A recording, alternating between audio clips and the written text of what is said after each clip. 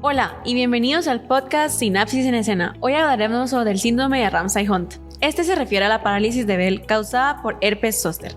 En este podcast estaremos discutiendo un caso sobre el síndrome y también se explicará la relación anatómica de los síntomas.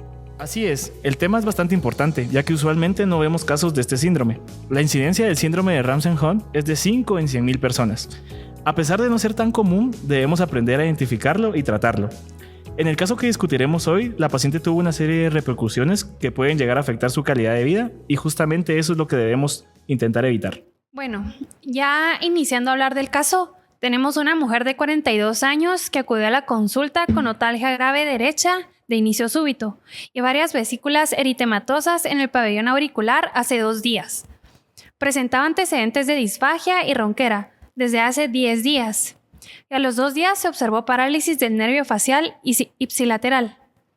La paciente era inmunocompetente y presentaba una historia clínica normal fuera de los síntomas que se mencionan. La exploración física reveló lo siguiente: vesículas distribuidas por el pabellón auricular derecho, el conducto auditivo externo y el tímpano.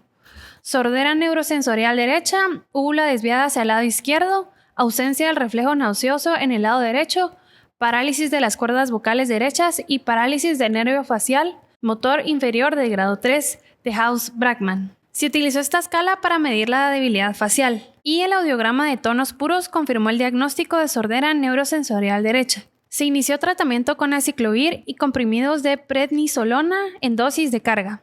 A los 4 meses de seguimiento, las manifestaciones clínicas habían mejorado. Sí, es muy importante el diagnóstico de este síndrome para iniciar tratamiento lo antes posible. El diagnóstico de síndrome de Ramsay-Hunt usualmente es clínico, pero al no ser la presentación clásica de el diagnóstico se confirma mediante pruebas serológicas de anticuerpos IgM e IgG contra el virus de varicela zóster. Es necesario hacer una resonancia magnética para descartar tumores o lesiones desmielinizadas que puedan causar los síntomas. En este caso, la resonancia magnética confirmó que todo se encuentra normal. Mencionaste que es importante iniciar el tratamiento lo antes posible. El síndrome de Ramsay-Hunt es considerada una enfermedad que se resuelve por sí sola. Se ha observado que el tratamiento temprano a base de esteroides y terapias antivirales reduce la posibilidad de complicaciones tardías. En el caso de esta paciente se resolvió por completo con aciclovir y prednisolona.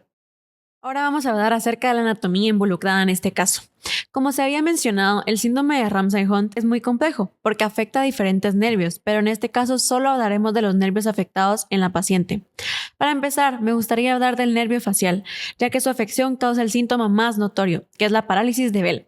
La inflamación y daño al nervio facial tiene un efecto directo en los músculos de la cara. La movilidad de los labios, incapacidad para cerrar la boca y la falta de manipulación de los alimentos en la boca, afectando así el tono muscular y función de la amígdala palatina y la úvula. Eric, ¿nos podrías contar un poco más de la anatomía de este nervio? Sí, claro, Majo. El nervio facial es tanto motor como sensitivo y consta de 3 núcleos. Comenzando con el núcleo motor principal, este núcleo es el responsable de la inervación de los músculos superiores de la cara. Recibe fibras corticonucleares de los 2 hemisferios cerebrales, lo que permite el control voluntario de los músculos faciales. Sin embargo, tenemos otras vías separadas que son involuntarias y controlan los cambios emocionales de la expresión facial. Hablando del otro núcleo, que es el parasimpático, este se encuentra detrás del núcleo motor principal y desempeña un papel fundamental para la producción de saliva y lágrimas. Sin este núcleo, nuestras funciones fisiológicas realizadas con la hidratación y la lubricación se verían afectadas. Y por último, tenemos el núcleo sensitivo, que está ubicado en la parte superior del núcleo del tracto solitario. Este se encuentra cerca del núcleo motor. Este núcleo es fundamental para las sensaciones del gusto, ya que las señales gustativas son transmitidas a través de los axones periféricos de las neuronas del ganglio geniculado del nervio facial. Inés, ya que también en esta patología se involucra el nervio vestibulococlear, háblame un poco de eso. Bueno, en este caso también vemos afectado el nervio vestibulococlear, que no causa un síntoma tan visible como el que causa en el nervio facial, pero también causa síntomas que afectan la calidad de vida de la paciente, como la pérdida de audición y la otalgia. El nervio vestibulococlear se divide en una parte vestibular y en una coclear. Ambas emergen en una superficie anterior del cerebro, entre el borde inferior del puente y la médula oblongada, y luego se dirige lateralmente en la fosa craneal media, penetrando en el meato acústico interno con el nervio facial. Esta es una de las razones por lo que la inflamación de uno de los 2 nervios puede afectar al otro. El nervio vestibular transmite impulsos desde el utrículo y el sáculo. Esto es proporcionando información sobre la posición de la cabeza. Sus fibras provienen del ganglio vestibular en el meato acústico interno. Penetran en el tronco encefálico por un surco entre el puente y la médula oblongada, para entrar al complejo nuclear vestibular. En este complejo se dividen en cortas ascendentes y largas descendentes. El nervio coclear transporta impulsos relacionados con el sonido desde el órgano de Corti hasta la cóclea. Sus fibras vienen del ganglio espiral y penetran el tronco encefálico cerca del puente, separándose del nervio facial por el nervio vestibular. Al entrar al puente se dividen en dos ramos, uno que se dirige hacia el núcleo coclear posterior y otro que se dirige al núcleo coclear anterior. Bueno, creo que también está implicado el nervio glosofaringio. Y Dana, ¿nos podrías hablar un poquito de eso? Sí, claro, así es. El nervio glosofaringio tiene un papel bastante importante, ya que se encarga de la función secretora de las glándulas salivales, por lo que su función puede indicar pérdida del sentido del gusto y contribuir a la sequedad bucal. El síndrome de Ramsay-Hunt provoca una inflamación en el nervio glosofaringio, que puede afectar a la coordinación de la úvula y la amígdala palatina. El nervio glosofaringio es un nervio tanto motor como sensitivo, que cuenta con 3 núcleos. Para empezar, vamos a hablar del núcleo motor principal. Este está ubicado en la profundidad de la formación reticular de la médula oblonga. Este núcleo se conecta con ambos hemisferios cerebrales, inerva el músculo estilofaringio, permitiendo la función motora relacionada con la deglución. Seguido tenemos el núcleo parasimpático o núcleo salival inferior. Este núcleo recibe información del hipotálamo y del sistema olfatorio, así como señales gustativas desde el núcleo del tracto solitario. Las fibras eferentes de este núcleo inervan las glándulas salivales parótidas a través de las ramificaciones que incluyen el ramo timpánico del nervio glosofaringio y el nervio petroso menor. Para terminar con este nervio tenemos el núcleo sensitivo, que forma parte del tracto solitario, por lo que es esencial para las sensaciones gustativas. Estas señales viajan desde el ganglio del glosofaringio hasta el núcleo. Luego viajan al tálamo y hacen el giro postcentral del cerebro. Para finalizar, hablaremos del nervio vago, que también se ve afectado en la paciente. Este inerva las cuerdas vocales, lo que genera ronquera y parálisis de las cuerdas vocales.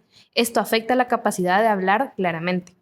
El daño del nervio vago también causa la ausencia del reflejo nauseoso en el lado derecho de la paciente, lo que es un indicador clínico importante. El nervio se relaciona con la coordinación de la úvula y la amígdala palatina, en conjunto con el glosofaringio y con menor medida el nervio facial.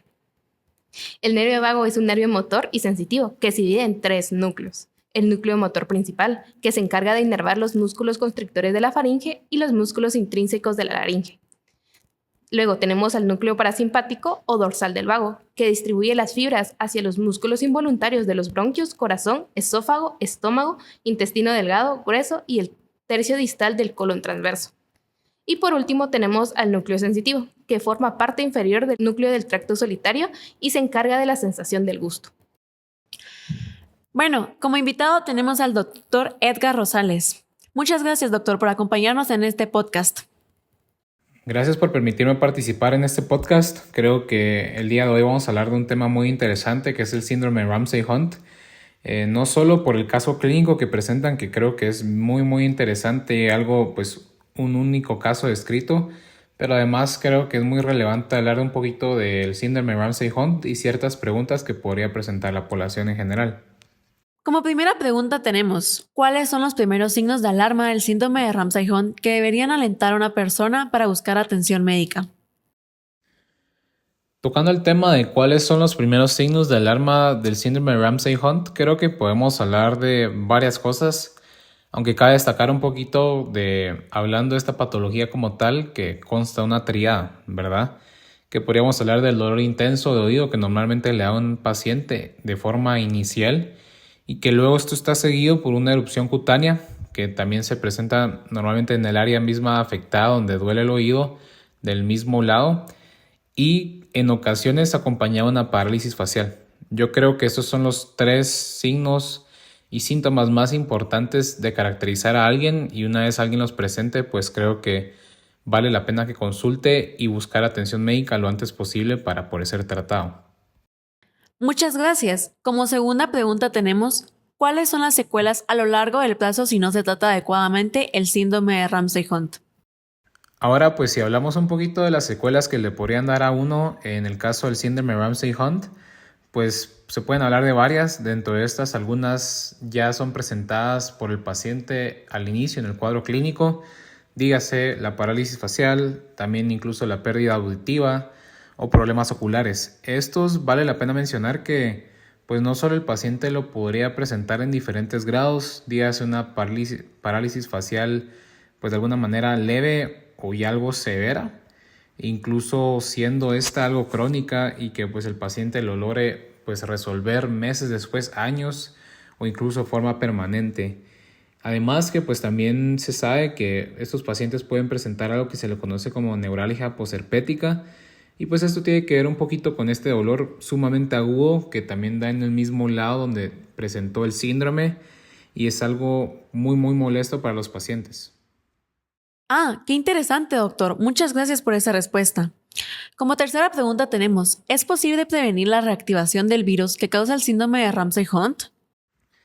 Ahora esta pregunta diría que es algo interesante. ¿Realmente se puede prevenir la reactivación del virus que causa el síndrome de Ramsay-Hunt? Que estaríamos hablando del virus de varicela zoster. Pues de alguna manera sí se puede prevenir, aunque no se garantiza esta prevención. Dígase, hay dos maneras de prevenirlo, pues normalmente se sabe que esta enfermedad le da a gente que tiene inmunocompromiso, ¿verdad? O que por alguna razón hay un factor que está afectando el sistema inmunológico y este virus se reactiva. Entonces no solo se recomienda llevar una vida o un estilo de vida saludable para evitar esto, pero ya en ciertos casos particulares, en gente ya mayor o alguien que tenga algún tipo de inmunocompromiso, sí se recomienda la vacunación contra el herpes zóster. Hay diferentes vacunas, la que normalmente se recomienda es la Shingrix, que es una vacuna recombinante, pero esta es una de las maneras más efectivas de prevenir esto y pues prevenir las secuelas que hemos visto. Ah, ok, doctor. Eso es muy interesante y muy informativo para nuestro público. ¿Qué tan efectiva es la vacuna contra el virus de varicela zoster para prevenir el síndrome de Ramsay-Hunt? Podríamos hablar un poquito de la primera vacuna, que sería la Zostavax, que es una vacuna con virus vivo atenuado y pues que esta se administra en cierta población, pero hay que tener cuidado en esos pacientes que están inmunosupresos.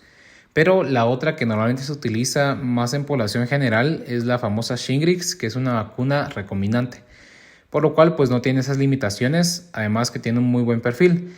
Ambas pues de alguna manera se sabe que tienen una eficacia alta para prevenir el herpes zóster, que es el objetivo inicial, pero también por lo mismo de ser una vacuna contra este virus, logra prevenir también el síndrome Ramsay-Hunt, aunque tal vez no se ha estudiado mucho todavía en qué porcentaje podría prevenirlo. Pero pues definitivamente esto no solo previene la infección, pero también de alguna manera previene el desarrollo de las secuelas que vienen con esta enfermedad.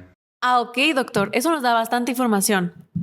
Muchas gracias por haber participado en este podcast y agradecemos su tiempo. Nuevamente les agradezco por invitarme a participar en este podcast. Creo que presentaron un caso clínico muy interesante. Además que pudimos resolver un par de dudas que podría presentar a alguien de la población en general. Y así llegamos al final de este episodio sobre el síndrome de Ramsay-Hunt. Estoy de acuerdo en que es un tema muy interesante, aunque es poco conocido, pero que puede tener un gran impacto en la calidad de vida de las personas que lo padecen. Bueno, hoy hemos discutido cómo la reactivación del virus varicela zoster afecta tanto a los nervios faciales, los vestibulococleares, grosofaringio y el vago. Y hemos visto la sintomatología que como van desde parálisis facial, pérdida auditiva, otalgia y en algunos casos vértigo.